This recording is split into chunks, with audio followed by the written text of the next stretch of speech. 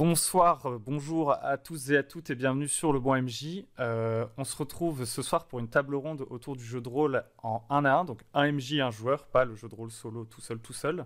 Petite différence. J'ai l'honneur d'accueillir, je dirais même, Aitoyami qui est déjà passé 2 fois.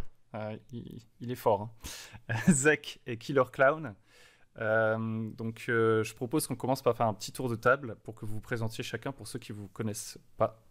En commençant par Aitoyami. Ok, donc bonjour, donc moi c'est Aito Yami et donc je suis un rôliste, donc j'adore faire du jeu de rôle, j'adore en écrire et bon pour rapidement on va dire donc si les gens vous intéressez un petit peu à ce que je fais donc je suis pas mal sur Twitter où je partage un peu des bouts de réflexion que j'ai autour du jeu de rôle. J'ai aussi un petit peu commencé à faire des lives sur Twitch où je parle un peu de jeux de rôle, je joue à des jeux vidéo et voilà, si vous êtes un petit peu intéressé par ce que je fais, bah, voilà, faut pas hésiter à passer. J'ai aussi une chaîne YouTube sur laquelle je remets les lives que j'ai fait. Ok, ok, impec. Zach. Moi, c'est Ézéchiel, bonjour à tous. Je suis avant tout, streamer et animateur d'Actual Play, donc j'ai travaillé chez Le Stream, j'ai travaillé chez la Kameto Corp.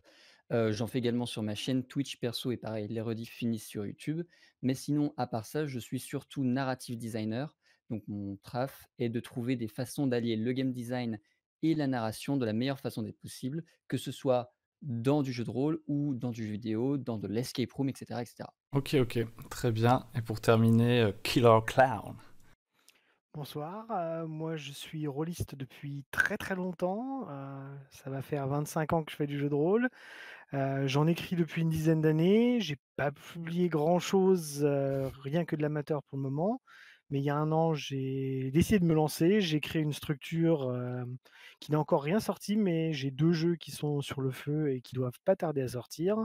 Enfin, pour être précis, j'ai un supplément qui permet de créer des religions, à partir de tables aléatoires.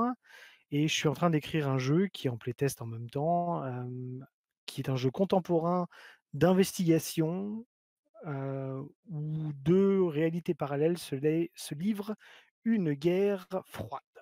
Et j'écris ça, je l'illustre, je mets en page et je fais aussi un petit peu d'édition pour le jeu d'un copain. Ok, ok, très bien, très bien. Et ben merci d'être là.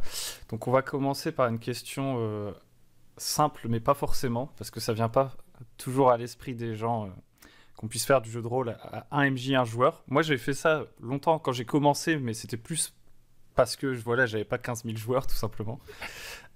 Mais en fait, si on est là, c'est aussi pour expliquer que ça peut apporter quelque chose de différent d'une partie avec un groupe de 3 4 personnes, ce qui est en général ce qu'on attend d'une partie de jeu de rôle classique traditionnelle. Donc du coup, la question c'est bien pourquoi faire du jeu de rôle en 1 à 1 et on va refaire le même tour de table en commençant par Aito Yami.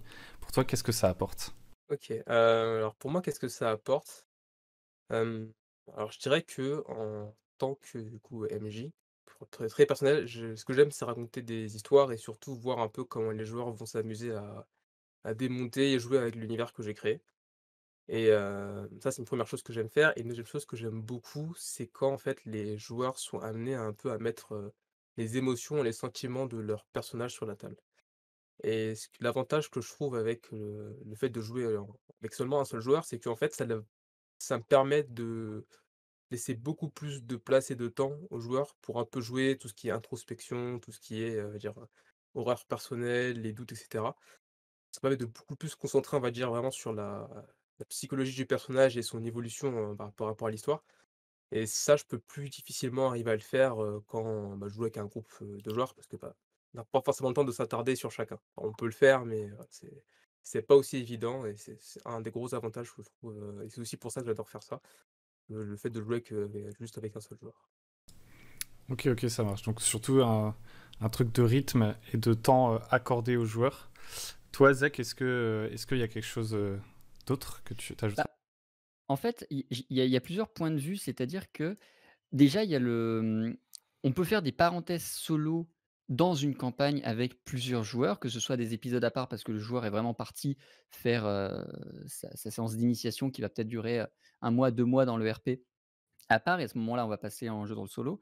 Non, moi, ce que je trouve surtout intéressant dans le solo, ça va être effectivement toute l'idée de progression du personnage que je trouve très difficile à amener dans une notion de groupe et qu'on va retrouver beaucoup plus proche du roman dans le solo Et pour moi, par exemple, enfin, ce que j'aime beaucoup faire, que ce soit en live ou hors live, c'est prendre un bouquin que le joueur ne connaît pas et le faire devenir personnage principal du bouquin et de réussir à le faire évoluer dans la trame narrative du bouquin. C'est-à-dire que notamment, il y en a un qui se prête très bien à ça, qui s'appelle Epic de Connor Caustic, qui est le premier livre d'une trilogie qui n'est pas intégralement traduite en français. Voilà, grand plaisir. Mais le premier tome s'appelle donc Epic. Il raconte une histoire de, d'un monde post-apocalyptique où un jeu vidéo est la base de la société et c'est quelque chose qui fonctionne très bien de façon narrative dans l'expérience qu'on peut apporter à un seul joueur. Cette sensation d'évolution qu'on va avoir dans le jeu vidéo, cette sensation de progression, de gros achievements qui ne vont jamais forcément être la fin, où la fin, ça va être la destruction d'un mal plus que l'accomplissement personnel en général. Et ça apporte vraiment toutes ces notions-là que, en général, en jeu de groupe, on perd un peu. L'idée du joueur qui va vraiment progresser, qui va aller chercher sa quête personnelle, qui va et cetera. Souvent, en campagne, on va le perdre. On va se retrouver avec des joueurs qui vont agir comme un groupe et pas comme un ensemble d'individus distincts avec des personnalités distinctes. Et c'est ça que j'aime beaucoup dans le jeu vidéo, c'est très intimiste. Pas dans le jeu vidéo, dans le jeu de rôle solo, c'est très intimiste.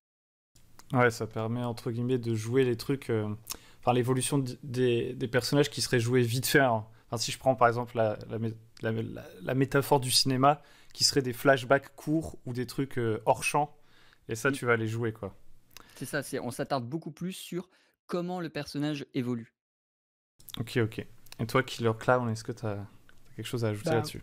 moi, comme toi, c'est plutôt de par nécessité que j'ai fait du jeu de rôle, 1 à 1. C'est parce que, bah, on était 2 quoi, donc et qu'on voulait jouer, donc on n'avait pas trop le choix et moi, ça a beaucoup influé sur ma pratique du jeu de rôle parce que je peux pas m'imaginer faire des gros groupes de joueurs, quoi. J'ai besoin d'avoir des petits groupes et je me sens très bien à 2 3 joueurs, mais plus de 3 joueurs, j'ai vraiment beaucoup de mal à maîtriser parce que, comme le disait Zeg juste avant, bah, ouais, il y a une dynamique de groupe qui ne permet plus de s'occuper de petits détails et du développement personnel de chaque personnage et pour moi, c'est ça le gros plus du jeu en 1 à 1, c'est que tu peux vraiment aller au bout du personnage. Comme tout le focus, il est sur ton personnage, tout le temps, bah, tu développes ton personnage. Tu vas te retrouver plus vite dans ton personnage, tu vas lui trouver tout de suite des véritables choses à lui faire faire, tu vas lui trouver des véritables buts pour sa vie, il va être obligé de se trouver des alliés et chose qu'on fait peu en jeu de rôle quand il y a des gros groupes, tu vas devoir ou tu vas pouvoir jouer plus en profondeur ses relations et sa vie quotidienne. Parce qu'il y a quand même beaucoup de jeux de rôle où, bah, ton personnage, il a une couverture.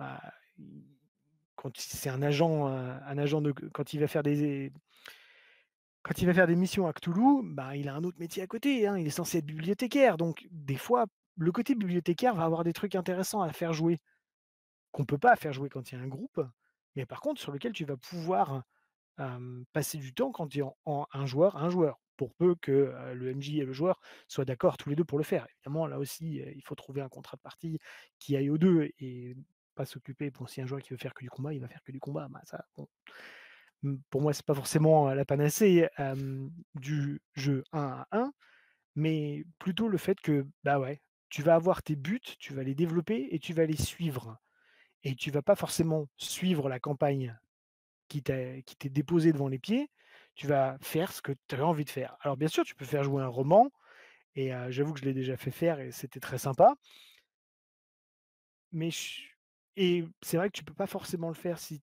tu as un groupe parce que, ben, plus tu as de joueurs, plus tu as de risques qu'ils prennent d'autres règles que ceux que toi tu aimerais bien. Mais à côté de ça, je pense qu'il y a tu as plus de liberté en fait en tant que joueur en 1 à 1 et en tant que MJ, je sais pas si tu as plus de liberté, mais tu as intérêt à beaucoup plus improviser par contre. C'est sûr qu'il y a un côté, où dans un groupe, tu vas te retrouver avec un mélange de choix un peu, fade dans un sens, parce que ça va être forcément un compromis entre tous les membres du groupe, parce que c'est très rare j'ai déjà essayé, ça marche pas, de faire jouer des groupes avec des joueurs vraiment dithyrambiques qui vont dans toutes les directions. Tu passes juste 2 heures à un débat qui n'aboutit sur rien.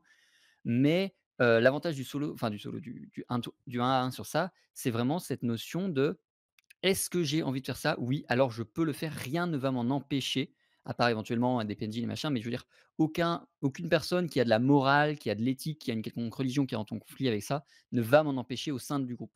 Et ça donne vraiment des trucs très extrêmes du coup. Enfin, ça peut donner des trucs très extrêmes. Et dans certains jeux, il y a aussi beaucoup de personnages qui ont des buts différents. Quand je pense par exemple à tous les jeux du monde, du World of Darkness, tous les jeux du monde des ténèbres, les personnages ont souvent, des chefs qui leur disent pas la même chose et donc tu es obligé de toujours aller dans le compromis, le compromis, le compromis. Chose que comme tu disais, n'est pas obligatoire quand tu es, le seul joueur parce que le seul compromis à trouver, c'est soit avec des PNJ, soit avec toi-même, si tu as plusieurs personnalités, quoi.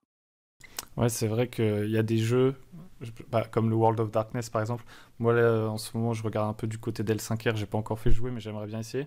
Ou quand tu prends le bouquin, tu vois que la création de personnages est vachement basée sur des factions, des classes et tout. Et tu te dis, en fait, le seul moyen qu'elles fonctionnent ensemble, c'est soit que par le pouvoir de l'amitié, tout se passe bien, ou qu'il y a un mec qui essaie de monter une team d'Avengers avec un mec de chaque clan pour faire une mission, tu vois. Effectivement, le jeu de rôle solo, ça te permet d'explorer. Enfin, solo. Ma langue a fourché, justement. Le jeu de rôle en one-to-one, ça te permet d'explorer un aspect bien spécifique de l'univers aussi, peut-être.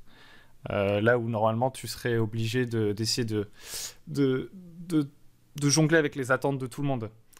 Mais pour autant, est-ce que vous pensez que on peut considérer comme un avantage que ce soit plus facile de jouer avec un seul joueur? Est-ce que pour vous c'est plus facile pour le joueur? Est-ce que il peut pas y avoir est-ce que c'est pas plus difficile de convaincre quelqu'un de faire une partie en one-to-one plutôt qu'avec un groupe? Je pense pas, en fait, ça va dépendre du joueur beaucoup, mais ce qui est sûr, c'est qu'il faut que enfin, je pense qu'il faut que ce soit quelqu'un qui, heu, entre guillemets, «est une forte personnalité». Quelqu'un qui soit capable d'exister. Moi, je vais surtout parler par rapport à ma vision, enfin, parce que je bosse beaucoup en live et en présentant les JDR. J'en fais beaucoup moins, en perso qu'en live ou en vidéo YouTube et si je faisais un one to one avec un joueur un peu fade ou quelqu'un qui est plutôt renfermé sur lui-même et qui va pas s'exprimer dans un groupe, ça va être un JDR qui va être très poussif, très lent, où le joueur risque d'avoir un peu de mal à se mettre en avant.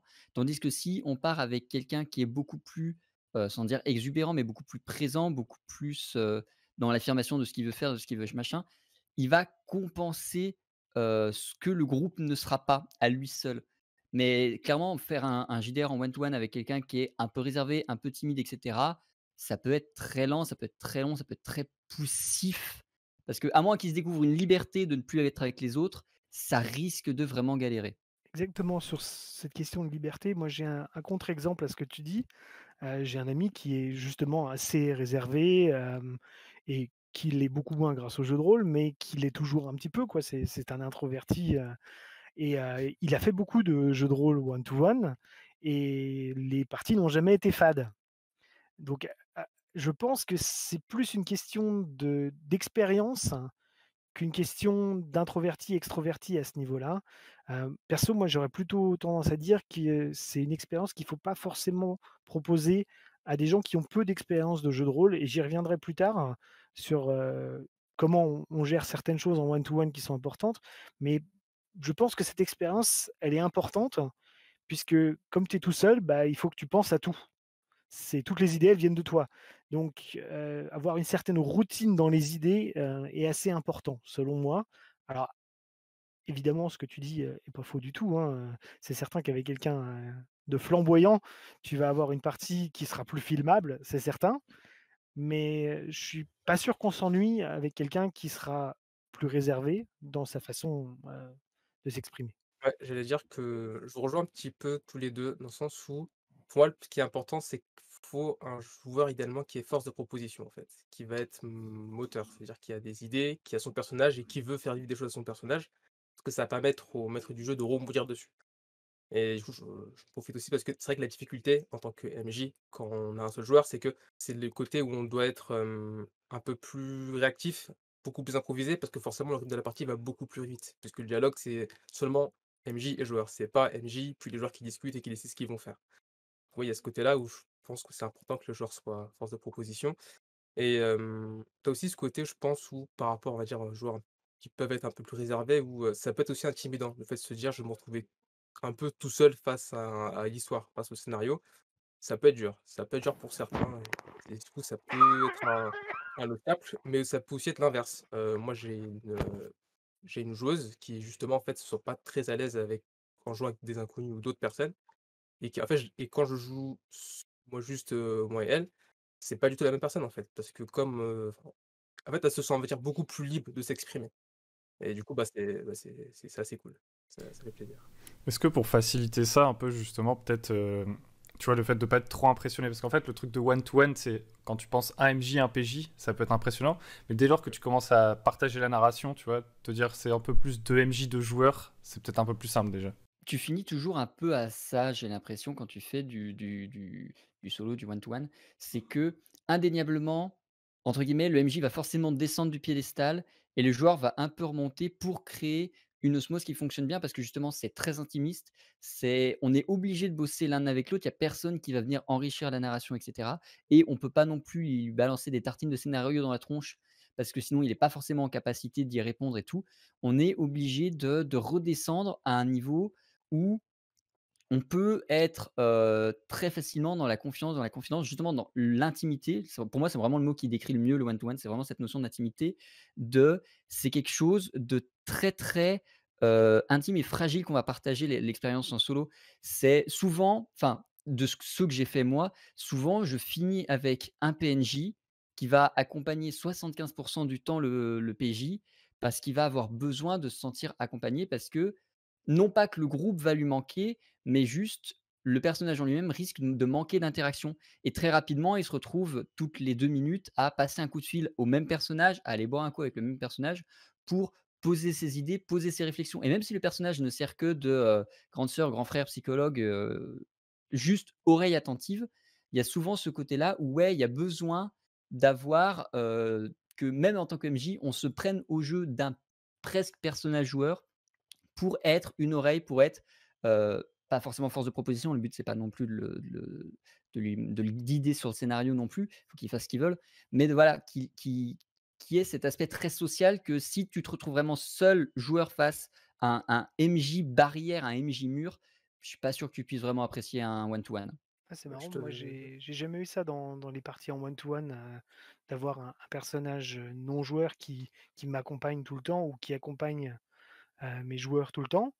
Mais de ce que tu en dis, c'est peut-être quelque chose qu'il faudrait que je note pour l'utiliser, dans les prochaines parties, pour justement, effectivement, le cas où le personnage, où le joueur sèche. Parce que c'est le genre de chose qui peut arriver, hein, où tu es devant tellement de problèmes, un tel mur de merde dans tous les sens qui se tombe dessus en tant que joueur que tu sais pas par où commencer et que avoir quelqu'un qui t'explique que oui, bah, ça c'est un problème qui est trop gros et tu peux rien y faire, tu t'y mettras quand tu auras pris 5 niveaux, ce genre de choses, quoi.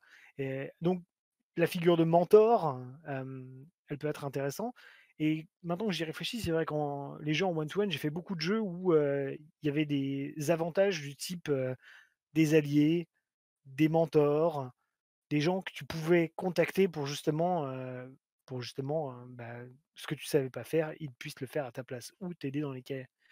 Donc même si dans mon cas, c'était rarement un personnage récurrent, il y avait toujours beaucoup de PNJ amis qui intervenaient dans la partie et ça, c'est peut-être quelque chose d'important, c'est que à part si tu veux vraiment faire du jeu noir, donc de l'investigateur des années 20, hard boiled, va toujours y avoir des gens qui vont, devoir aider le personnage joueur. Ouais. Je pense que c'est ce côté où, ouais, en fait, en tant que joueur, je pense que tu entre guillemets, enfin, ton personnage, il a besoin d'avoir un entourage, en fait. Des amis, des gens en qui il a confiance et surtout, je pense au niveau de tout ce qui est, j'ai un problème, faut que je trouve une solution. En fait, le joueur, il a un peu besoin d'un miroir, dans le sens où il faut qu'il puisse exprimer ses idées et en fait, qu'il ait quelque part un retour, en fait, pour, nourrir sa réflexion. Et un peu, comme toi Zach, ce que j'aime bien faire, c'est, créer un personnage, qui va accompagner le joueur et par exemple, j'ai avec un pote à moi qui on fait souvent du jeu de rôle solo. En fait, en gros, l'idée, c'est que c'est en fait, son compagnon de route. C'est un peu comme genre, je dirais, Link qui est accompagné par sa petite fée. Bah, lui, c'est un livre, en fait. En fait, c'est un livre Mmh. vivant dans lequel, en fait, c'est un peu son journal de bord, dans le sens où En fait, il raconte ses journées, ses réflexions dans ce livre, sauf que le livre est vivant et du coup, bah, le livre discute avec lui, il lui parle, il lui fait des réflexions sur sa journée, même en temps réel et du coup, ça permet, voilà, de créer une sorte de petite interaction, de petits compagnons qui le suit dans tout au long de ses aventures et je pense que ça aide beaucoup les joueurs. Vraiment, le gros intérêt aussi, c'est vraiment mettre en avant tout ce qui est relations et amis. Je trouve qu'on peut vraiment d'autant plus le faire avec un seul joueur. Il peut vraiment d'autant plus arriver à, bah, devenir très, très proche de certains personnages, on peut jouer beaucoup plus facilement, par exemple, des grandes relations amoureuses, c'est beaucoup plus facile à gérer et il faut vraiment pas hésiter à le faire. On va passer à la deuxième partie. Je pense après on reviendra sur les trucs comme ça. C'est pour garder un minimum de structure. Euh, pour vous, c'est quoi les difficultés du coup? Même si on a commencé à en parler un petit peu, on va faire un tour de table, genre en forme un peu de listing, hein. Les difficultés qui vous viennent tout de suite à l'esprit. On va fonctionner dans le sens inverse. On va commencer par Killer Clown, puis Zek, puis I2MI.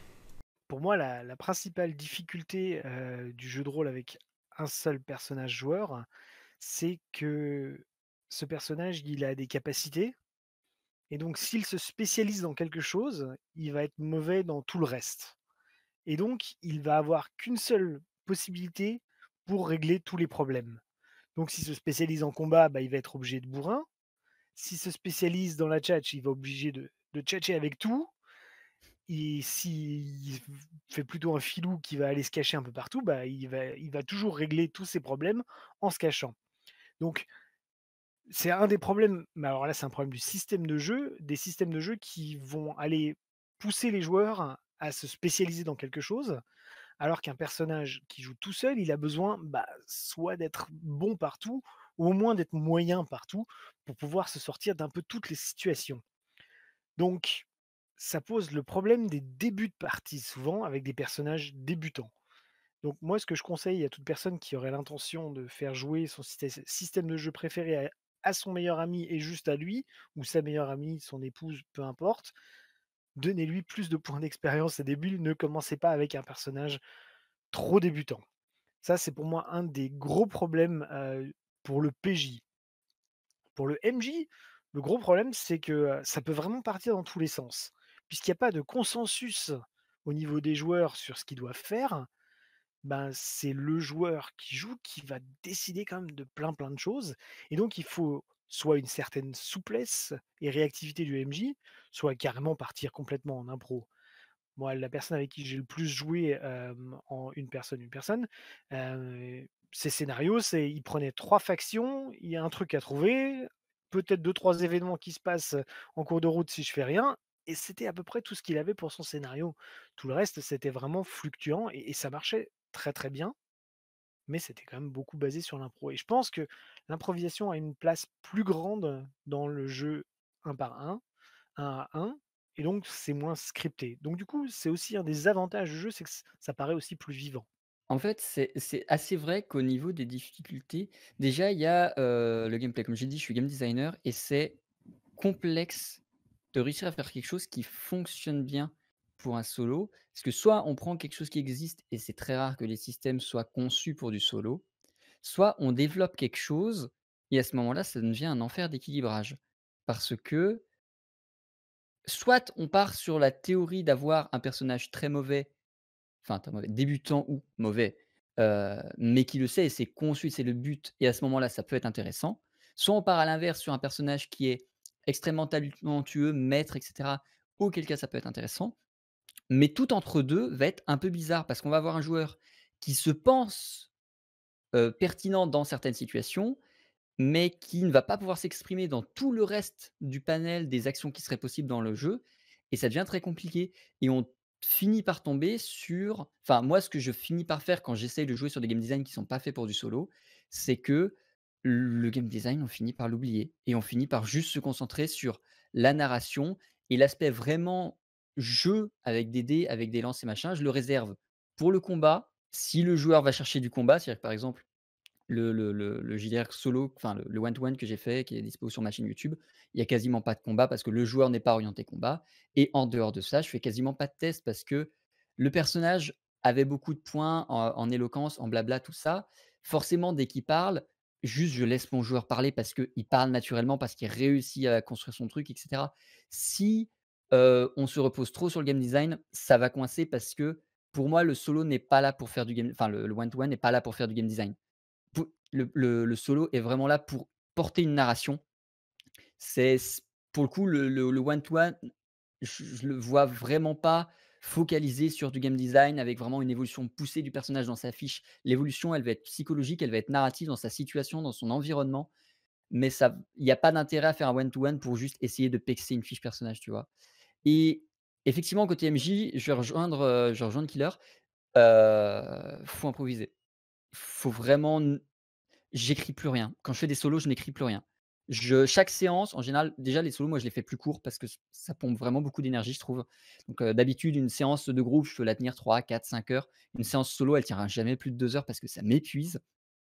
Et généralement, moi, ma feuille de scénario, j'ai une ligne dessus, un événement clé qui va arriver, qui va faire avancer le machin, parce que je sais que mes joueurs vont construire tout le reste, vont faire ce qu'ils veulent de tout le reste.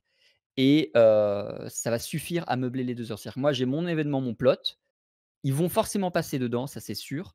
Tout le reste, ils vont vouloir aller boire des coups, ils vont vouloir aller, faire une quête secondaire que j'avais même pas créée avant que la séance commence, enfin, et ça va partir en couille. C'est pour ça que la trame principale avance, je pense, plus lentement, mais c'est plus un fil rouge dont on va poser des points que les joueurs vont rejoindre, ils vont faire ça autour, plutôt que vraiment un couloir. Un couloir, ça se tient pas sur un one to one. C'est impossible. Enfin, je pense que c'est impossible et dans tous les cas, si on réussit, c'est très rare. Mais alors du coup, comment tu fais jouer un roman? Et bah, justement, le roman, c'est que, non pas que je m'autorise des libertés par rapport au roman, mais je vais, être beaucoup plus dans, quand je vais transcrire le roman en scénario, je vais en extraire les points clés et tout ce que le joueur doit apprendre par lui-même va être regroupé dans ces points clés et ce qu'il y a entre les 2 va être beaucoup plus vague. C'est-à-dire justement, hem, pour pas contraindre mon joueur, au lieu de faire, chapitre 1, chapitre 2, chapitre 3, chapitre 4, on va faire chapitre 1, événement majeur du chapitre 1, le joueur fait ce qu'il veut. Événement majeur du chapitre 2, le joueur fait ce qu'il veut. On va pas suivre à la trace le roman, mais on va quand même passer dans tous les événements majeurs et principaux. C'est-à-dire que, par exemple, des discussions sur, l'amour, la romance, si mon joueur a pas envie de les développer, on va pas les orienter dans ce sens-là. C'est pas le but non plus. Mais, voilà, tout ce qui va être de la trame principale narrative, ça va faire des petits points de scénario autour duquel le joueur peut se balader comme il veut. Je vais vraiment juste faire des waypoints par lesquels il est obligé de passer parce que le scénario va l'avancer, soit parce que ça va lui tomber sur la gueule, soit parce qu'il va rentrer dedans sans le vouloir. Et tout le reste, je vais lui laisser libre. Si mon joueur a envie, par exemple dans Epic, qui est donc un jeu vidéo dans lequel on peut vouloir pexer, si mon joueur veut passer du temps à pexer et à plutôt explorer, il pourra le faire, c'est pas grave, il récupérera le scénario après. C'est, je le ouais, je construis pas techniquement, mais c'est vraiment juste, je m'organise en fil rouge et point de passage obligatoire qui vont apporter la narration et le scénario obligatoire. Et tout le Donc reste, ils se démerdent. en gros, tu fais de la C'est pas mal. synthèse, quoi. Ouais, c'est ça. Le but, c'est pas de retranscrire le roman, ligne par ligne, ce serait pas intéressant et ce serait beaucoup trop, obligatoire. Enfin, Puriste. c'est Ouais. ça, tu vas te retrouver avec des tu le sais pas, mais tu es amoureux de ce perso non, c'est pas intéressant, c'est ça. Le but, c'est juste qu'ils vivent l'aventure, qu'ils vivent pas les trucs dont on s'en fout. Les moments où le personnage a une appendicite, à moins que ça apporte vraiment quelque chose à la narration, on peut s'en passer, tu vois? On apporte la trame principale, on n'apporte pas toutes les emmerdes qui vont tourner autour du personnage, de son entourage, de sa famille, de ses relations, de son machin. Ça va être à lui de les construire. Du coup, pour revenir un peu aux difficultés, je pense que vous avez un peu résumé ce que j'aurais dit. Tu parlé aussi de la fatigue, du fait que, ouais, c'est beaucoup plus intense forcément l'échange et la réflexion qu'il faut avoir. Hem, J'aurais dit qu'en difficulté pour le joueur, c'est le fait que, bah, comme il est tout seul, ça peut être des fois, en fait, un joueur peut se sentir un peu bloqué. Que l'avantage d'être en groupe, c'est qu'il y a tout le monde.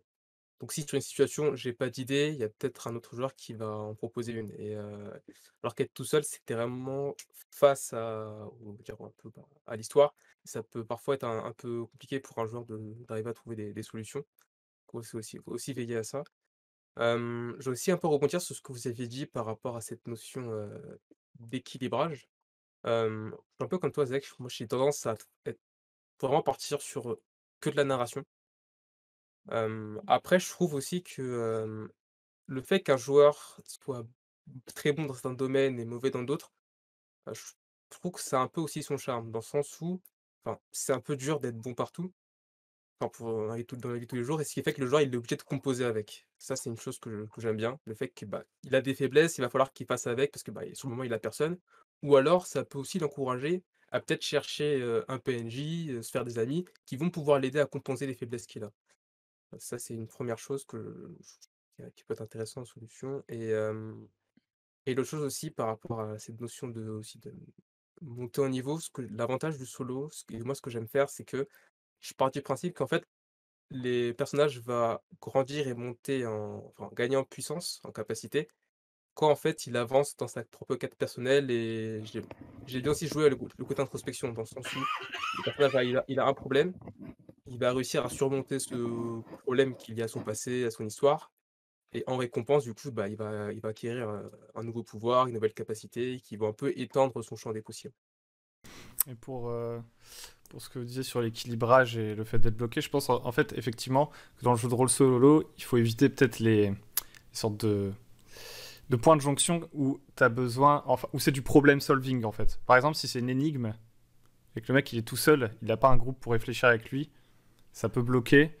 Et si effectivement ton histoire elle est construite en mode réussite-échec avec des points de passage, enfin ça peut. C'est pour ça qu'il faut peut-être. Enfin, je pense pour des jeux, tu peux faire le tout narratif, tu vois, avec un système ultra light, ou alors il faut des systèmes où tu échoues en avant, quoi. Genre des Powered by the Apocalypse, des trucs Yes. où quand tu perds, en fait, ça crée de. Quand tu rates, ça crée des complications, ça crée de la narration plutôt que ça te. Oui, t'es mort et c'est terminé, quoi. Mais vas-y, vas-y. Une Non, non, petite vas-y. chose, moi, que je voulais dire sur l'équilibrage, justement, c'est que on a beaucoup parlé du système qui se doit d'être narratif. Moi, ce que j'entends par on a besoin d'un système narratif, c'est on a besoin d'un système où les capacités du joueur vont être plus importantes que les capacités du personnage. Ce que les Américains, dans le milieu OSR, appellent le player skill. Yes. Et qui est une des bases de l'OSR, c'est bah oui, euh, là où un personnage a une chance de rater quelque chose en faisant un jet de dés, si le joueur pense à lui faire la bonne chose, t'as pas besoin du jet de dés. Donc, qui considère un petit peu comme le jet de dés comme un jet de sauvegarde contre la bêtise du joueur. C'est comme ça que fonctionne majoritairement Into the Odd. Et c'est une approche qui fonctionne très très bien en, en un joueur, un MJ, où bah, demander le moins de jets possible, puisque on sait très bien que bah, oui, les capacités du joueur sont forcément bah, réparties sur toute la feuille de perso et qu'il n'y a personne qui va être spécialisé dans ça, dans ça, dans ça. Donc il ne va pas pouvoir faire son truc de hacker. Bah non, il va falloir qu'il trouve autre chose. Ou alors, c'est qu'il a choisi d'être hacker et il ne sait rien faire d'autre, quoi. Mais les capacités du joueur vont pouvoir, normalement, si on le laisse en tant que MJ, lui donner la possibilité bah, d'équilibrer ce genre de choses. Parce qu'un joueur qui est beau parleur et qui va ben, socialement avoir des bons arguments, etc., lui faire un jet alors que son personnage est très très mauvais dans ça, ça va poser problème, comme tu disais, surtout dans les systèmes qui ne permettent pas de fall forward, qui ne permettent pas de fail forward, qui ne permettent pas de faire des erreurs et de faire avancer la narration, où ça va être juste un blocage. Et moi, je viens du monde de l'improvisation, donc je suis aussi acteur d'improvisation. Et dire oui, c'est toujours important. C'est la seule chose qui fait toujours avancer et ce qui permet de rebondir, d'avoir des idées, d'avoir des idées, d'avoir des idées. Et ça, je pense que c'est quelque chose qui est important quand il y a du player skills, de ne pas demander de jet, surtout en un joueur, un MJ. Il y a un truc que j'aime beaucoup faire qui est, un peu une espèce enfin, une notion un peu de mini-jeu d'interlude où, même si le rapport au jeu peut être un peu distant, de mettre, à l'épreuve les capacités du joueur plutôt que les capacités du personnage, ça peut être intéressant. C'est, mon personnage peut être mauvais en hacking, mais si mon joueur réussit une épreuve suffisamment difficile, prenons un mastermind à 10 chiffres en moins de 10 étapes, par exemple, je peux le laisser passer, c'est pas grave si c'est pas parfaitement cohérent et que c'est une bite en informatique. Le plus important, c'est que, lui a fait l'effort pour, ça peut souligner l'exceptionnalité de l'action de son personnage on peut le laisser passer. Ça reste quand même un moment qui a pour but d'être fun avant d'être un moment qui a pour but d'être frustrant parce qu'on réussit à rien faire et qu'on a des idées, qu'elles ne marchent pas et qu'après on n'a plus d'idées, que du coup on n'avance pas. Si il faut passer par des dérives et de s'autoriser quelques digressions qui sont pas parfaitement logiques, mais qui sont fun pour tous les 2, alors faut rouler. Ouais, ouais. En fait, j'ajouterais que, en fait, je pense, enfin, en tout cas, c'est comme ça que ma philosophie quand je joue, c'est que je vois les règles comme un support et pas comme des barrières. Dans le sens où, Ouf. en fait, si le personnage, par exemple, il a du mal à faire quelque chose lui-même en tant que joueur, le fait de lui faire des jets pour justifier que son personnage ait des idées, ça peut être cool. Enfin, l'idée utiliser un peu le système pour soutenir le joueur et vice versa. C'est que si au contraire le système ça devient une barrière, ouais là, jouer sur le player skill c'est une bonne idée. Et juste une chose que j'aime bien faire, ouais, c'est en fait vraiment pas hésiter à plier les règles. Limite à en réinventer sur le tas, si ça peut aider, et soutenir une proposition que le joueur a fait, c'est toujours mieux que de rester vraiment, freiné et buter dessus parce qu'au final, c'est plus frustrant qu'autre chose pour le joueur et ça fait pas forcément avancer la partie. On arrive dans une troisième partie. Il s'agit de savoir comment faire. Alors même si on a déjà commencé à parler des problèmes et que du coup on a parlé de solutions et qu'on a parlé d'avantages et du coup on a dit comment les mettre en place, il y a certainement des choses qu'on n'a pas abordées, en tout cas j'espère. Donc on va faire un tour de table à nouveau, en commençant par Aitoyami du coup. Tu seras OK, toujours comment le middleman, Zach. pas de souci. Comment faire? Comment faire? Moi ce que j'aime beaucoup faire en fait, c'est, je crée mes mondes un peu en mode, je dirais à la manière d'un monde ouvert. En mode, par exemple, je vais créer une ville. Et dans cette ville-là, dans laquelle je sais que mon joueur va aller, je vais mettre, plein de points d'intérêt. Je vais créer des personnages avec qui le joueur va pouvoir interagir. En fait, l'idée, c'est que je vais me créer plein d'ouvertures pour que en fait, une fois que le joueur il arrive dans cette ville et lui, il a ses propositions, il a sa grande quête personnelle, il a ce qu'il veut faire, je vais pouvoir en fait, j'ai juste à réutiliser tout ce que j'ai préparé pour rebondir sur ce que le joueur va faire et en fait, disons que ça va me faciliter mon improvisation. Après, il y a des choses que je vais devoir, créer sur le tas. Mais le fait d'avoir, on va dire, une vision globale de l'endroit où le joueur est, des enjeux qu'il y a dans cet endroit, peut-être des relations qu'il y a entre les différents personnages, c'est beaucoup plus facile après à faire jouer. Ça me donne un côté, on va dire, un peu plus ouais, permet de réagir plus rapidement, plus facilement. Ouais, c'est une en tout cas, c'est ma méthodologie, c'est ce que je conseille aussi, voilà, le côté un peu, de toute façon, ouais, l'improvisation, enfin, c'est sûr, ça on peut le faire ça comme ça, mais ça peut aussi se préparer et c'est ma méthode. Et est-ce que pour du jeu de rôle solo, enfin, à chaque fois je dis solo, du jeu de rôle one-to-one, mais même dans tous les types de jeux de rôle, tu peux faire ça, hein. Mais est-ce que tu dirais que c'est plus important presque dans du jeu de rôle solo, one-to-one, de faire participer le joueur à la création du contexte ou pas? Parce que moi je m'imagine, enfin, ça fait hyper longtemps que j'ai pas fait de jeu de rôle one-to-one, mais j'ai fait pas mal de jeux de rôle en narration partagée, plutôt à deux. Mmh. Où tu vas construire le contexte ensemble, etc.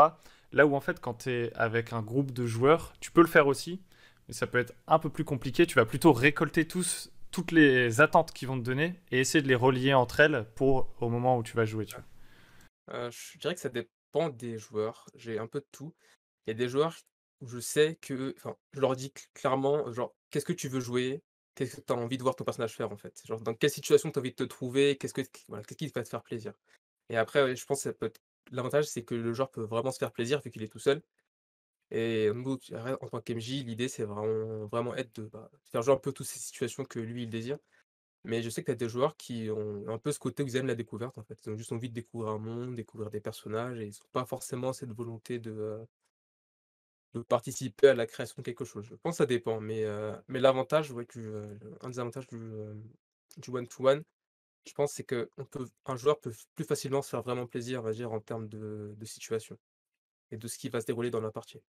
Parce qu'en fait, si je me disais ça, c'est que justement, tu sais, dans les moments où il va être bloqué, soit par les GD, soit par son entre guillemets manque de player skill, il a vraiment pas d'idée, ce genre de truc.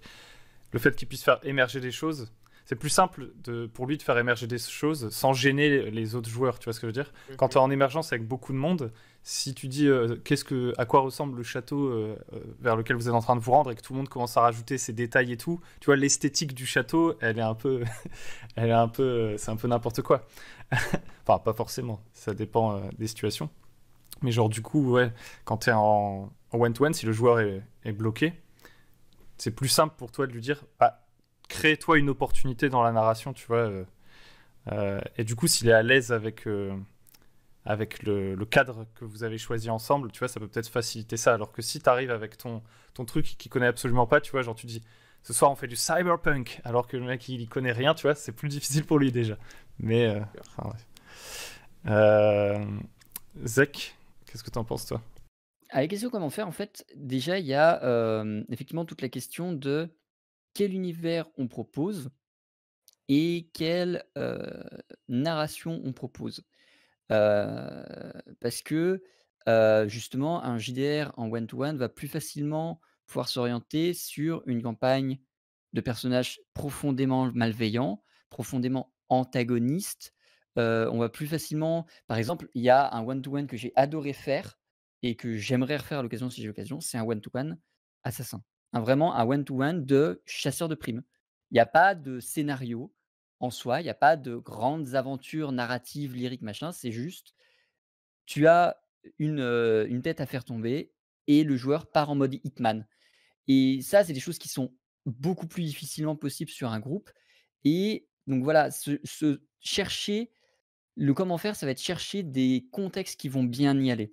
Un personnage avec beaucoup de pouvoir, par exemple dans le jeu de rôle que j'ai fait avec Tim Stevens en solo, il avait un personnage de pouvoir immense, c'était un des plus grands décideurs de son contexte politique. Ça l'empêchait pas d'être bloqué, ça l'empêchait pas d'être fermé parce que c'était un conseil, parce qu'il a pas tous les droits non plus, parce que machin. Mais le fait qu'il ait beaucoup de pouvoir, beaucoup d'argent, beaucoup de machin, va lui ouvrir beaucoup de portes qui vont limiter le risque au blocage. C'est, tu vas moins te retrouver face au problème du: «J'ai pas l'argent, j'ai pas les moyens, j'ai pas les connaissances, j'ai pas les machins». Le joueur a envie de le faire, il va pouvoir plus facilement le faire et le reste, ça va juste être sa conscience, sa morale de personnage ou de joueur à aller dans telle ou telle direction. Donc toute la question du contexte de l'univers et de comment le personnage se place là-dedans est super importante à se poser en question dans le comment faire du jeu de rôle solo, enfin du one to one. C'est ouais, qui est ton personnage? Parce que sur un one to one, tu peux difficilement faire un personnage qui n'est rien ni personne. Même dans un cyberpunk où pourtant c'est l'essence du cyberpunk de faire d'un personnage personne, ton personnage ne sera jamais enfin ton PJ sera jamais personne dans un one to one. Il va forcément à un moment donné avoir un minimum de sens, un minimum d'intérêt, un minimum d'impact, un minimum d'écho parce que sinon ton personnage n'a pas lieu d'être, enfin son aventure n'existerait quasiment pas au final, tu vois? Il finirait juste par faire un PNJ et du coup il y a vraiment, le one to one va beaucoup plus s'orienter, on l'avait déjà dit, sur l'intimité, sur l'évolution du personnage, sur le machin, mais l'évolution du personnage va forcément avec l'évolution du personnage dans son univers, dans son groupe, dans sa cohésion, dans sa place et faut être prêt, faut vraiment envisager le one to one comme quelque chose de très ouvert, très évolutif, c'est très, mutagène dans un sens, genre ça évolue très vite, le personnage peut très vite grandir, peut très vite retomber, peut très vite prendre des proportions dantesques ou ridicules face à son univers parce qu'il est tout seul, parce qu'il faut qu'il ait le choix. Ça sert à rien de faire du one to one si c'est pour être extrêmement directif dans la narration. Donc, toutes ces questions-là sont importantes à se poser dans le comment faire, tu vois? Il faut se dire: «Qu'est-ce que tu as envie de faire?» ou jusqu'où tu aurais envie d'aller à l'idéal?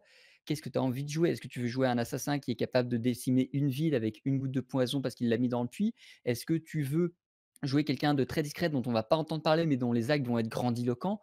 C'est des questions qu'on est obligé de se poser avant de commencer et donc qui rentrent dans le comment faire. Moi, sur le comment faire, je voudrais faire 2 catégories en fait, parce que j'ai des conseils qui sont plus pour le MJ et des conseils plus pour le PJ.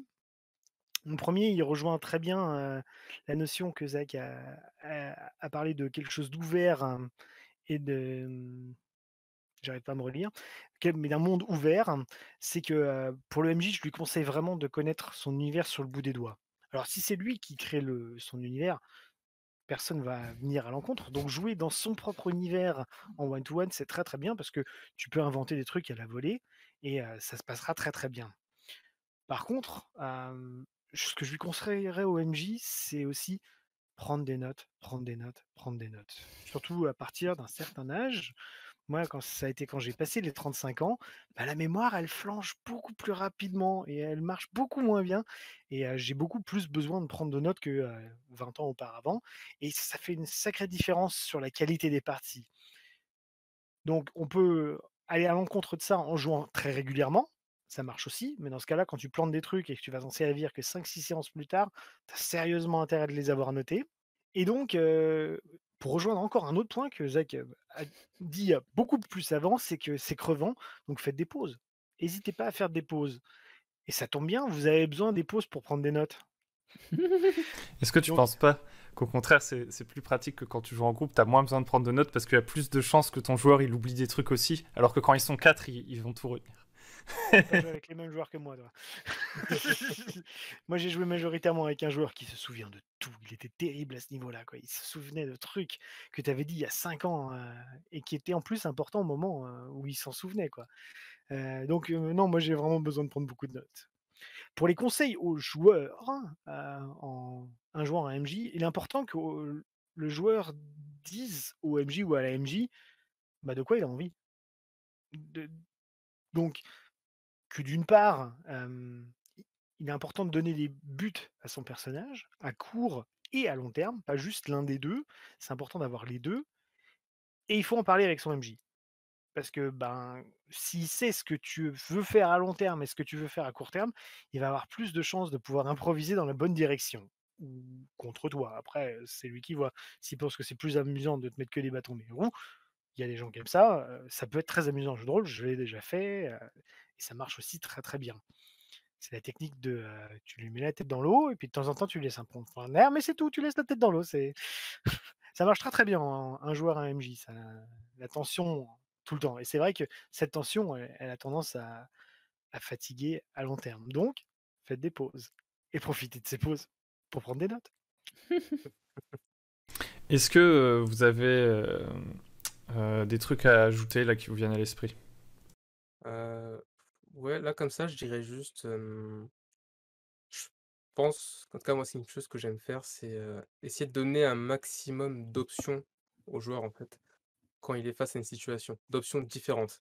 C'est-à-dire, des fois pas juste lui laisser, il y a cette situation, trouve une solution et lui tendre plein de perches.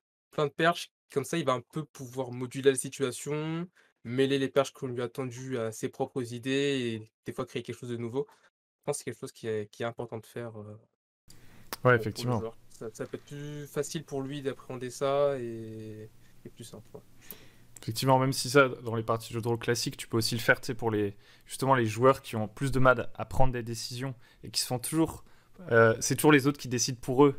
Tu vas essayer de leur tendre des perches, mais effectivement, quand tu es tout seul, là, c'est carrément presque obligatoire si t'as, enfin, ton joueur, il peut être perdu, il a personne à consulter, et si il commence à te poser des questions, il a l'impression que tu résous le problème à sa place. Donc, il vaut mieux lui donner tous les éléments enfin, des choix, et qu'il prenne sa décision vraiment lui-même que de revenir vers toi et de faire et donc ça, est-ce que je peux faire ça, et machin et tout. Ouais. Mmh. Ouais, ça peut Et être des choix, mais j'allais aussi dire ça peut même être, enfin moi, souvent j'ai tendance à voir tout ce qui est pouvoir ou objet comme des pour moi c'est des perches aussi, dans le sens où c'est un outil, cet outil il va avoir une fonction et des fois les joueurs ils peuvent prendre cet outil-là et l'utiliser d'une manière, qui était pas attendue, mais voilà, ça fait aussi des choses qu'on peut utiliser. En fait, j'ai tendance un peu à voir ça un peu comme dans les je vais encore parler de Zelda parce que j'aime beaucoup ça. C'est comme les objets que tu récupères dans les donjons. Tu sais, c'est plein de petits objets qui ont une fonction spécifique et après quand tu avances dans le jeu, tu te rends compte que tu peux les utiliser différemment, tu peux genre les tu vois? C'est des outils que tu as et au final, quand tu y réfléchis, tu peux en faire des usages différents. Je pense que c'est bien de donner un peu tout ça aux joueurs. Je pense à un truc débile, si ça tombe, personne ne va rebondir dessus. Mais je suis en train de me dire, est-ce que en jouant en one-to-one, tu peux pas dire à ton joueur de contrôler plusieurs personnages ça pourrait être un truc intéressant aussi, non? Alors, j'avais mmh, commencé à travailler sur un prototype comme ça parce que j'ai un de mes joueurs qui voulait en gros, il voulait que je fasse une sorte de jeu de rôle où, en gros, c'était une troupe qui allait chasser des monstres et l'idée, en gros, c'était qu'il y avait une sorte de caravane et en gros, dans la caravane, il y avait plusieurs personnages et en gros, j'avais commencé à lui, en gros, lui faire des cartes pour qu'il puisse switcher un petit peu entre les différents personnages et pour un peu s'adapter aux différentes situations et cetera mais je suis pas allé au bout. Moi, je crains que dans ce cas-là, tu aies le risque de perdre ce qui fait l'essence même de l'expérience d'un joueur MJ, c'est que tu vas développer le personnage, développer ton personnage, tu vas te développer, développer, développer. Donc, si jamais tu en viens à donner plusieurs personnages à ton joueur, il va être obligé de switcher de l'un à l'autre, ce qui est assez difficile à faire. Moi, je sais que d'expérience, tu donnes 4 personnages à un joueur, il va toujours jouer le même jusqu'à ce que bah, soit le personnage meure, soit il ait besoin des capacités d'un autre, mais sinon il va très très peu switcher.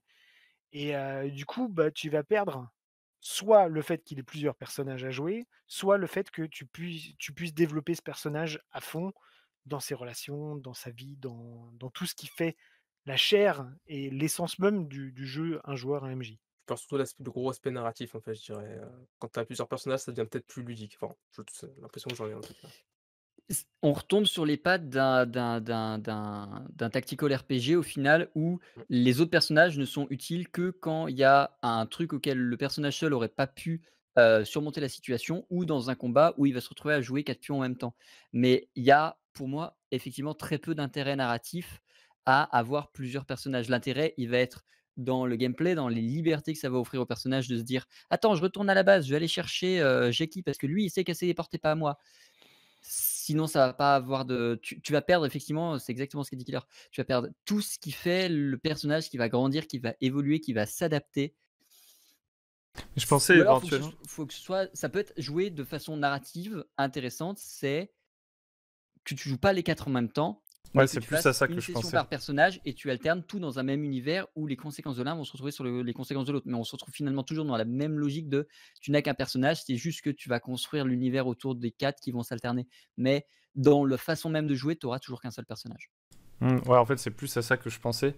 C'était par exemple, tu vois, si tu devais jouer une rivalité, tu vois, et que tu jouais, le personnage jouait deux personnages rivaux, par exemple, mais de manière, tu vois, des trucs hors champ, tu vois, quand ils sont pas ensemble et tout, pour essayer de créer comme ça une sorte de conflit dramatique, tu vois, mais il peut le créer tout seul, contrôler un peu son némésis en même temps, tu vois. Enfin, je sais pas, c'est des Ah, trucs c'est à ça peut être expérimenter. intéressant avec genre des conséquences directes, du coup, de ses actions avec l'un sur l'autre. Il y a des choses à faire, ouais. Ça pourrait être intéressant. Ça peut être marrant effectivement de faire du PVP, donc du player versus player contre soi-même. Il y a un côté schizo qui doit être très intéressant à jouer. Mais en drama, tu vois. Si tu commences à faire du tactical, là, ça marche plus du tout. Là, tu fais, je joue. Il y a bien des gens qui s'entraînent aux échecs tout seuls, mais ça, c'est encore autre chose. Euh, Justement, est-ce qu'il n'y a pas des trucs que vous avez expérimentés dans vos parties solo et que vous conseilleriez d'essayer? Par exemple, je pense à euh, Killer et Aitoyami, je vous ai jamais vu jouer en one-to-one, mais c'est que j'avais regardé une partie de ton actual play. Toi, tu jouais dans l'univers cyberpunk avec une sorte de voix off, genre un peu le Google Home qui parlait en permanence et tout. Est-ce qu'il y a des trucs comme ça que vous recommanderiez de tester, quoi? Je pense qu'il y a, excuse-moi, vas-y, tu allais te lancer. Ah, vas-y, vas-y, continue. Je pense qu'il y a, effectivement enfin, en fait, ça revient à la notion de, entre guillemets, «faut combler la solitude du joueur». Qu'on ait l'habitude de jouer en solo ou enfin en one to one ou pas, heu, le joueur et son personnage vont toujours avoir besoin de points d'accroche et il faut toujours être prêt à lui en donner. Que ce soit un majordome qui soit confident, que ce soit machin et ça peut donner l'occasion aux MJ qui se prêtent peu au jeu, qui ont pas l'habitude ou qui ont juste pas d'autres MJ, pour les faire jouer eux, de se retrouver plus bas. Faut vraiment pas hésiter à, pendant 30 minutes s'il y en a besoin, tu lâches ta casquette de MJ, tu es à 100 un personnage avec lequel l'autre PJ va parler et vous allez vous bourrer la gueule dans un bar et il y a vraiment ça permet vraiment cette descente-là totale du piédestal de MJ, de même la charge de MJ de devoir gérer un univers et juste une discussion entre personnages de 30 minutes, que ce soit pour le lien social ou simplement pour faire avancer le truc ou machin, tu vois? Tu parles de l'idée d'avoir un narrateur, un truc un peu externe, voix off, machin, tout ça. Quelle que soit la forme, il y a quelque chose de super intéressant à, en tant que MJ, s'autoriser à juste redescendre et kiffer le jeu de façon presque théâtrale, tu vois?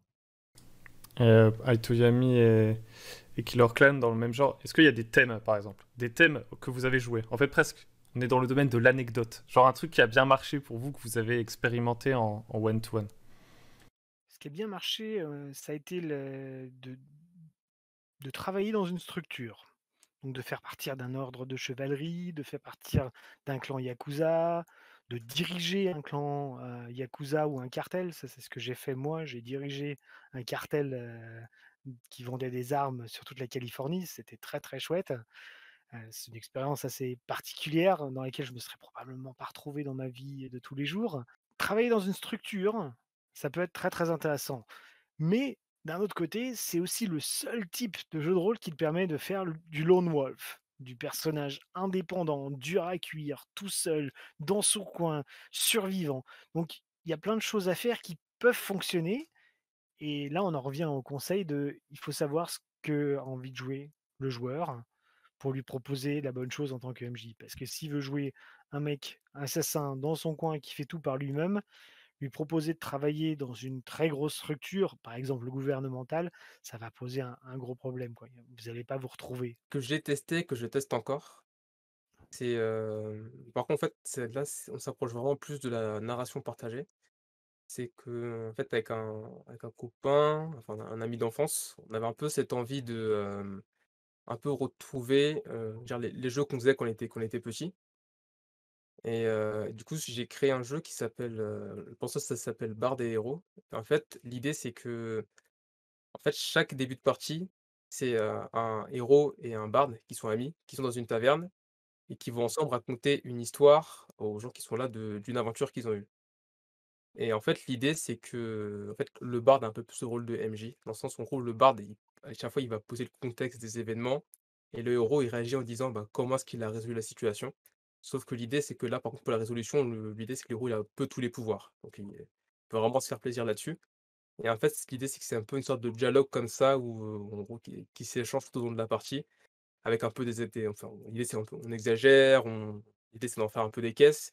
Et tu ce côté où du coup, le barde et le héros, en fait, ce sont des aventures qu'ils ont vécues ensemble, donc sur chaque affrontement, en fait, ou chaque situation, les 2 ils sont là et du coup, au final, quand tu as le rôle du barde, en fait, tu es un peu MJ, tu es un peu joueur et au final, le héros, c'est pareil et c'est quelque chose que je fais un peu voilà, j'y joue de temps en temps, j'améliore un peu le système et c'est assez drôle, j'aime bien.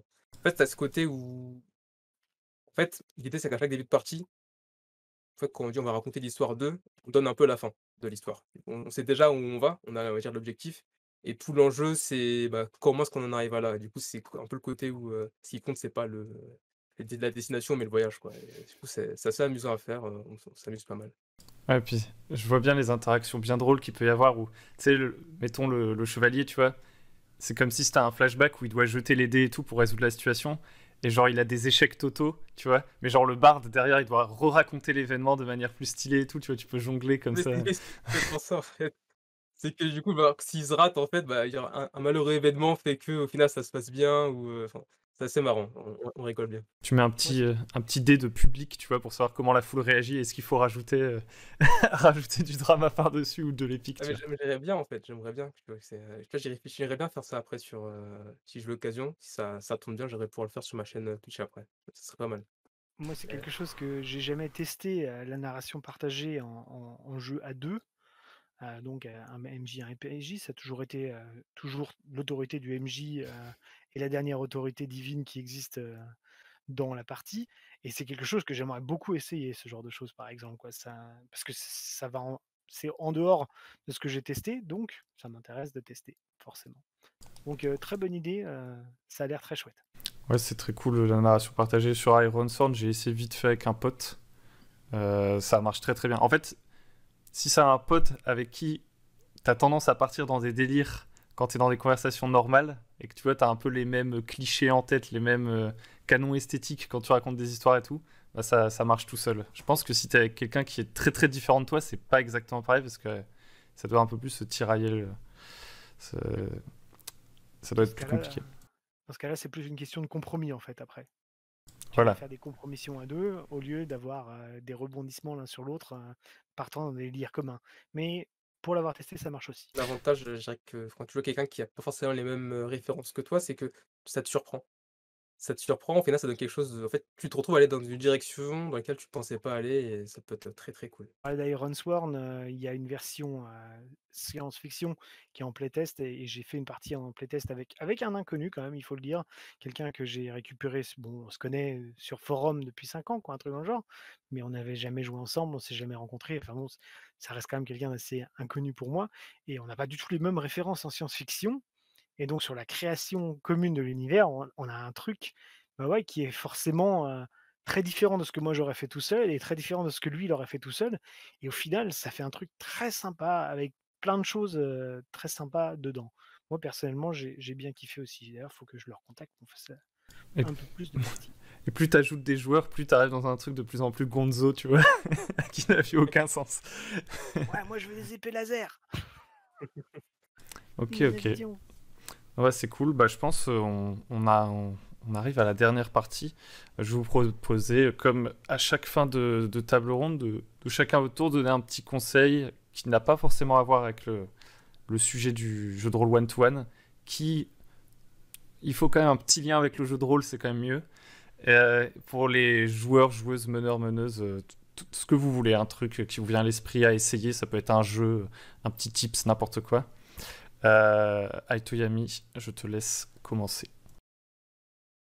Vous me dites n'importe quoi. Un petit conseil à donner comme ça? Heu, non, si, un conseil, je l'ai un peu dit, mais en fait, disons que j'ai découvert quelque chose il y a pas longtemps, qui s'appelle alors j'ai que le FKR. Je sais pas si vous en avez entendu parler? En gros, c'est un peu une sorte de manifeste où, en fait, c'est des jeux qui parlent, en fait, des jeux de rôle qui ont été joués avant Donjons et Dragons. Du coup, bah, j'invite, tout le monde à s'y intéresser et en fait, je suis tombé dessus et ça m'a beaucoup plu parce que concrètement, en fait, pour très vraiment simplifier la proposition, c'est vraiment de se dire, on se prend pas la tête avec les règles. Limite, en fait, on commence avec des règles simples et pendant la partie, si on a besoin de créer des règles, on en crée ensemble pour adapter aux envies de chacun et si une règle coince un joueur, on la modifie ou on l'oublie. Pour faire très, très simple, et voilà, c'est une manière de faire du jeu de rôle qui est un peu différente et moi, ça me parle beaucoup par rapport à des réflexions que j'avais donc voilà, Si, en fait, j'invite, à s'y intéresser si ça vous parle. j'avais pas le nom, mais ils en parlaient dans Radio Rollist, je crois, un truc comme ça, c'est pas ça? Ouais. C'est c'est un peu comme l'OSR, mais sans forcément être basé sur Donjons et Dragons. Enfin, ouais, c'est assez intéressant. C'est comme quand. Bah, je pense que quand j'étais petit, je jouais comme ça, tu vois. C'est-à-dire que j'ai Ah, vu un livre de jeu de rôle, j'ai fait c'est trop exactement. compliqué, j'ai imprimé la feuille, on a mis des chiffres un peu n'importe où, on jetait des dés, puis voilà, quoi. Tu vois. Ouais, c'est complètement ça, ouais. C'est, en fait, c'est vraiment, je trouve, retour en enfance, quoi. On Tu te prends pas la tête, tu racontes juste ton histoire et tu te fais kiffer. Ouais, carrément. Zach? Je vais donner un conseil très, très, très général et très, très, comment dire? Limite bisounours, mais qui a tellement eu de sens dans mon histoire de MJ que, je trouve qu'il fait vraiment sens, surtout s'il y a des MJ débutants. Donc pour le coup, c'est vraiment un conseil aux MJ parce que j'ai quasiment jamais été joueur. Mais c'est soyez à l'écoute de vos joueurs, que ce soit dans la façon dont vous amenez la narration, que ce soit dans ce que vous introduisez dans votre narration, que ce soit dans votre façon de mener les règles, de mener les séances, et cetera. Soyez à l'écoute de ce que vos joueurs attendent, soyez à l'écoute de ce que vos joueurs aiment et n'aiment pas, hem, sans forcément rentrer dans une notion de consentement du rôliste, même si c'est quelque chose une notion que j'aime beaucoup. Heu, Soyez vraiment attentifs et même si c'est toujours un peu dur en tant que MJ, osez vous remettre en question sur vos choix, sur vos décisions, sur vos plots, sur vos idées, sur votre rien ne doit être inflexible parce que le but principal du MJ, c'est d'apporter du plaisir de jeu à ses joueurs. Donc soyez vraiment à l'écoute de tout ce qu'on peut vous dire, des retours, demandez des retours et remettez-vous en question. Demandez-les pour changer, demandez-les pas juste pour vous flatter l'ego, tu vois? C'est très difficile quand on est en MJ de réussir à redescendre de cette position-là pour se poser et se dire: «OK, qu'est-ce que je peux faire pour m'améliorer? Comment je peux faire pour m'améliorer? Qu'est-ce qu'ils aiment? Qu'est-ce qu'ils aiment pas? Est-ce que j'ai vraiment été si dur que ça?» et cetera. Mais c'est super important de se poser ces questions-là parce que c'est ce qui fait avancer vos groupes et votre partie de façon générale dans le bon sens. Ouais. Mais j'ajouterais même qu'il vaut mieux le faire régulièrement et pas faire des gros débriefs, genre une fois par an, on fait allez, on parle de tout ce qui s'est passé. Parce que je discutais avec quelqu'un là qui me disait ouais, il y a une partie, il s'est passé un truc et tout, mais personne ose le dire, tu vois. Tout le monde a peur que. Mais genre, tu te dis, le jour où ça va exploser, ce sera la fin du groupe, tu vois. Alors qu'en fait, si tu as la démarche de faire un débrief même de 2-3 minutes vite fait à chaque fois, tu vois, tu t'en prends. Ça te fait moins mal à l'ego si tu as beaucoup de mauvais retours d'un seul coup et tu t'améliores au fur et à mesure, quoi. C'est ça, tu vois, nous, avec Arcantia, c'est ce qu'on fait, c'est que grosso modo, donc c'est une émission en live, donc forcément, il faut prendre le temps de setup, les micros, les caméras, tout le bordel, machin. Et le temps de setup, ça, en général, c'est on prend une demi-heure avant le moment où on lance le live, et pendant cette demi-heure-là, on fait le bilan de l'émission d'avant et on se dit qu'est-ce qui était bien, qu'est-ce qui est pas bien. Là, le rythme était quand même vachement nul, comment est-ce qu'on aurait pu le rebooster, machin. Et d'autant plus pour nous qui avons l'exigence du live, donc du fait d'être regardé, d'avoir des gens qui doivent réussir à suivre et comprendre ce qui se passe sans se faire chier. Nous, à chaque fois, on se fait vraiment un brief de, bon, une demi-heure moins les galères techniques, à se poser la question de comment est-ce qu'on peut faire pour tous ensemble améliorer notre campagne? Carrément. Killer Clown, la cerise sur le gâteau. Ce que disait Zek rejoint ce que moi je voulais conseiller aussi. Moi, ce que je conseillerais à tout le monde, c'est de faire un contrat de partie. Alors, pas écrit, hein, un truc oral, mais avant de commencer, avant de faire les persos, de savoir quelles sont les attentes du MJ, des joueurs, quelle est la proposition de jeu.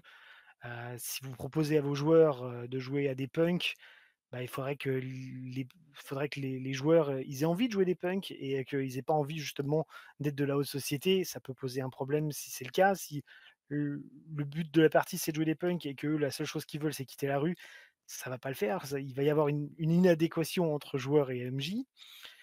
Et donc, la corollaire de ce conseil, c'est parler de vos parties en dehors de la partie. N'hésitez pas, en tant que MJ, à poser des questions. Et surtout, en tant que joueur, n'hésitez pas à donner votre avis, à dire qu'est-ce qui vous a plu, qu'est-ce qui vous a pas plu. Dire, il y a un truc là que j'aimerais bien faire, mais le groupe n'a pas l'air super intéressé pour le faire. On peut pas le faire en une session à deux comme ça, rapido. Ça va pas prendre longtemps. Moi, j'aimerais bien que ce point-là soit évoqué plus profondément. Et faites des débriefings. Ça, moi, c'est quelque chose que c'est par le biais du monde du théâtre d'impro, j'ai introduit dans mes parties et maintenant je fais un débriefing systématique après chaque partie. À chaque fois. On joue dans mon groupe de 21h à minuit. À 23h30, j'essaye de trouver le prochain moment où on va pouvoir s'arrêter et le reste jusqu'à minuit, on fait du débriefing et s'il reste un peu de temps après, on papote entre copains jusqu'à minuit. Mais pour moi, c'est le truc important, il faut que le débriefing ait lieu au final, que l'impression que moi j'ai eue en tant que MJ sur ce qui s'est passé dans la partie, savoir est-ce que c'est ce qui a été ressenti, est-ce que ce que moi j'ai essayé de faire passer est bien passé, et bon, effectivement, il faut avoir plutôt des joueurs bienveillants, pour que ça se passe bien parce que, si tu joues avec des cons, tu auras des problèmes, donc choisissez vos joueurs. Voilà, c'est aussi c'est un conseil qu'on donne pas assez aux MJ. Choisissez vos joueurs. Si vous avez des cons dans vos entourages et que vous avez pas envie de jouer avec des cons, les invitez pas. C'est aussi simple que ça. Ouais, Moi, ça je c'est sais que bien j'ai vrai. un Attention, le très, jeu de très bon rôle. copain. Le jeu de rôle, c'est Hein? pas fait pour faire des thérapies. Ouais, j'ai un très, très bon copain avec qui j'adorais faire du jeu de rôle, qui au bout d'un moment a fini par finir beurré à chaque séance de jeu de rôle.